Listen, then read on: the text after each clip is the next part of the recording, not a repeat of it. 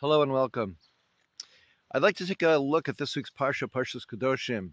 There are many interesting mitzvot in this week's Parsha, and much to be said. I'd like to focus on one verse that states, Lo sisna es achilcha bilvacha, do not hate your brother in your heart, hacheach tochiach es amisecha, you shall surely rebuke your friend.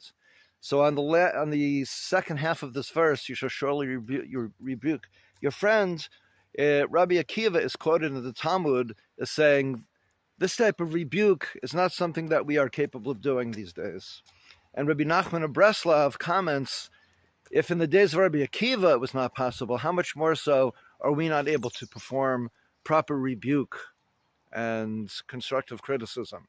But there's a fascinating comment from Reb Simcha Zissel of Kelm, where he explains the proper way to do this mitzvah.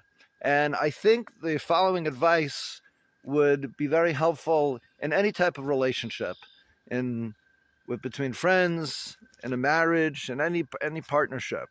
So before I get to Reb Simcha Zissel of Kelm's advice, the Talmud also says, "Afilu mea pa'amim," you shall surely rebuke even 100 times.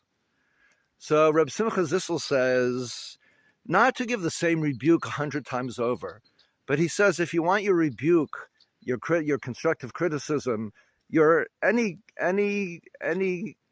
comments that you may have to say to somebody where they might take it in the wrong way, break it down into small pieces, even 100 times. So what he suggests is take your rebuke and break it up into 100 small, manageable pieces. And that way a person will be able to digest it and receive it and comprehend it properly.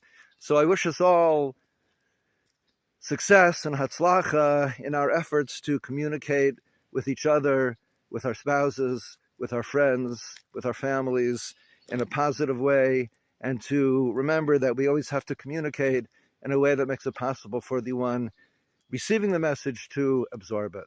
Thank you so much.